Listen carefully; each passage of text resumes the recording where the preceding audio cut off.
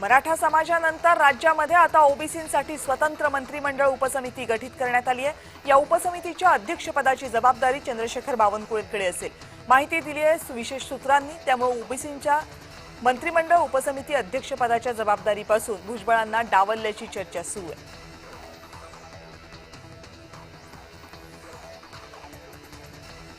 छगन भुजबळ यांच्या नाराजीनंतर राष्ट्रवादी काँग्रेस पक्षामधील वरिष्ठ नेत्यांनी एक तातडीची बैठक बोलावली।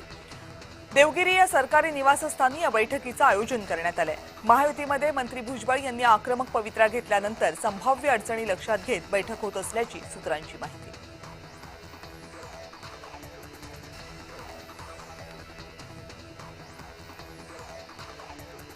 मंत्री छगन भुजबळ यांनी मंत्रिमंडळाच्या बैठकीवर बहिष्कार टाकलाय। कॅबिनेट बैठकीपासून भुजबळ दूर राहिलेत। मराठा आरक्षणाच्या जीआरवरून भुजबळ नाराज असल्याच्या चर्चा आहेत। मंत्रिमंडळाची बैठक सुरू व्हायच्या काही मिनिट अगोदर भुजबळ सह्याद्री अतिथीगृहावरून बाहेर पडले।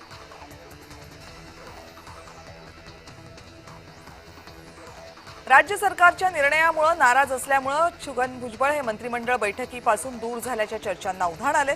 तर यावर मंत्री छगन भुजबळ नाराज नाहीयेत असं स्पष्टीकरण मंत्री गुलाबराव पाटील यांनी दिले।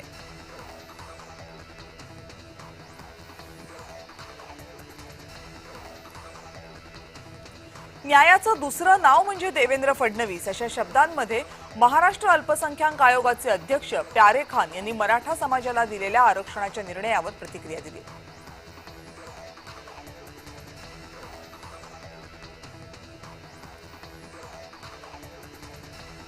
मराठा समाजाला न्याय देण्याचं काम देवेंद्र फडणवीस यांनी केलं, तर उबाठा आणि संजय राऊतांनी मराठा समाजाला अपमानित करण्याची भाषा वापरली अशी प्रतिक्रिया भाजपचे प्रवक्ते नवनाथ बन यांनी दिली।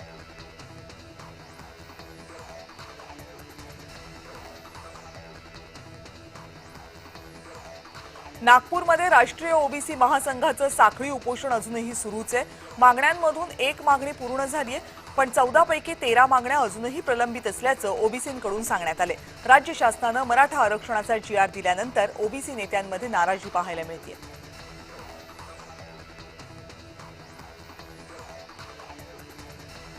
बीडमध्ये ओबीसी समाजानं मराठा समाजाला दिलेल्या आरक्षणाच्या जीआरची जिल्हाधिकारी कार्यालयासमोर होळी करण्यात आली। निर्णय तात्काळ रद्द करावा, नाहीतर रस्त्यावर उतरून आंदोलन करू असा इशारा ओबीसी समाजाकडून देण्यात आलाय।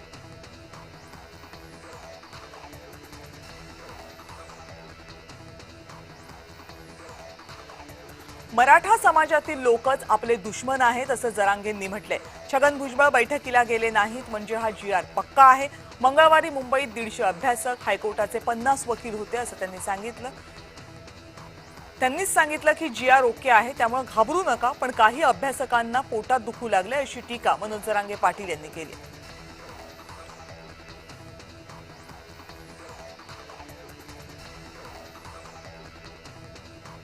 मराठा आरक्षणाचा जीआर हा पूर्णपणे बेकायदेशीर आहे आणि संविधान विरोधी आहे। सरकारला असा जीआर काढण्याचा अधिकार नाहीये अशी टीका लक्ष्मण हाकेंनी केली आहे। जीआरमुळे ओबीसी आरक्षण संपुष्टात आले असंही हाकेंनी म्हटलंय। मराठ्यांना आणि मनोज जरांगेंना ज्या नेत्यांनी मदत केली त्या सगळ्या नेत्यांवर बहिष्कार टाकणार असं हाकेंनी म्हटलंय।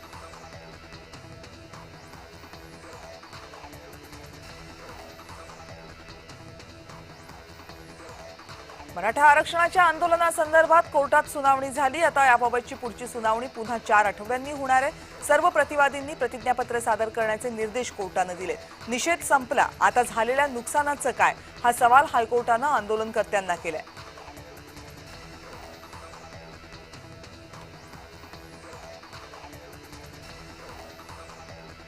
मराठा आरक्षण जीआर बाबत ओबीसींचे नेते आणि कार्यकर्त्यांच्याही मनामध्ये शंका आहेत। आम्ही जीआर बाबत वकिलांचा सल्ला घेतोय अशी प्रतिक्रिया छगन भुजबळ यांनी दिली।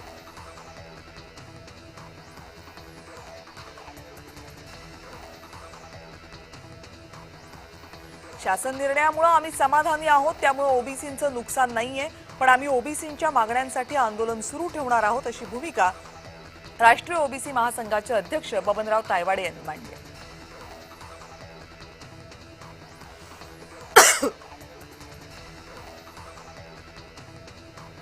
मराठा समाजाला आरक्षण देताना ओबीसींच्या आरक्षणाला धक्का लागणार नाही असं राधाकृष्ण विखे पाटील यांनी म्हटलंय।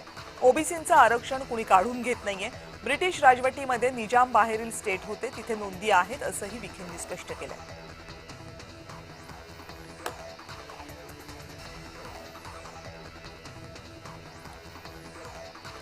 मुंबईमध्ये जरांगेंच्या मागण्या सरकारनं मान्य केल्या, याबाबत जरांगे समाधानी असतील तर आम्ही समाधानी आहोत असं संजय राऊत यांनी म्हटलंय. शेवट गोड झालाय आणि स्वतः आंदोलकांनी गुलाल उधळलाय, तसा नवी मुंबईतही गुलाल उधळला होता असंही राऊतांनी म्हटलंय.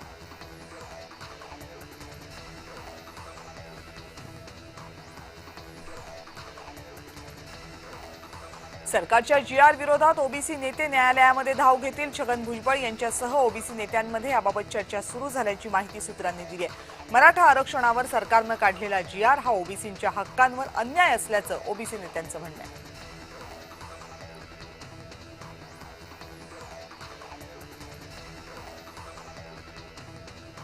नागपूरच्या संविधान चौकात राष्ट्रीय ओबीसी महासंघानं साखळी उपोषणाला सुरुवात केली होती. मराठ्यांना सरसकट ओबीसीमधून आरक्षण देण्याला राष्ट्रीय ओबीसी महासंघाचा विरोध होता. सरकारच्या निर्णयानंतर जरांगे पाटील यांनी उपोषण मागे घेतलं. त्यामुळे या निर्णयापासून राष्ट्रीय ओबीसी महासंघ समाधानी आहे. की साखळी उपोषण पुढे ठेवणार याकडे लक्ष आहे.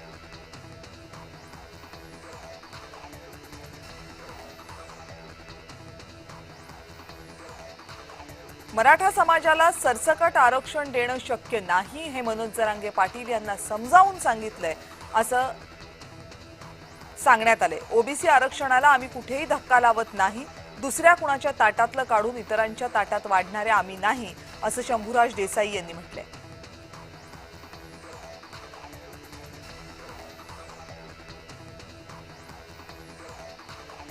मराठा आरक्षणाच्या जीआरमुळे ओबीसी समाजामध्ये काही शंका असतील तर सरकारनं त्यांना माहिती द्यायला हवी. हे सरकारचं कर्तव्य आहे. ही प्रतिक्रिया आहे सुनील तटकरे यांची. मराठा आरक्षण हा श्रेयवादाचा विषय नाहीये. मुख्यमंत्री, दोन्ही उपमुख्यमंत्री यांच्याशी चर्चा करून उपसमितीनं हा निर्णय घेतल्याचं तटकरेंनी म्हटलंय.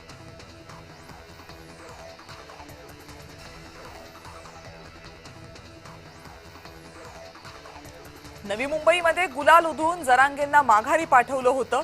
आरक्षण दिल्याचा आव आणला होता. तेव्हा मराठा समाजाची फसवणूक झाली अशी प्रतिक्रिया हर्षवर्धन सपकाळ यांनी दिली.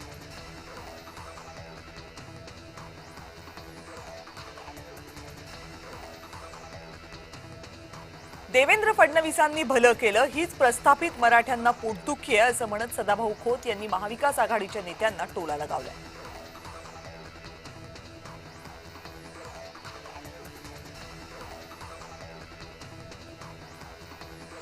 मनोज जरांगे यांच्या विरोधात मराठा समाजातून तीव्र प्रतिक्रिया उमटल्यात. मुंबईमधलं आंदोलन अपयशी ठरल्याची टीका मराठा नेते आणि माजी न्यायमूर्ती बीजी कोळसे पाटील यांनी केली.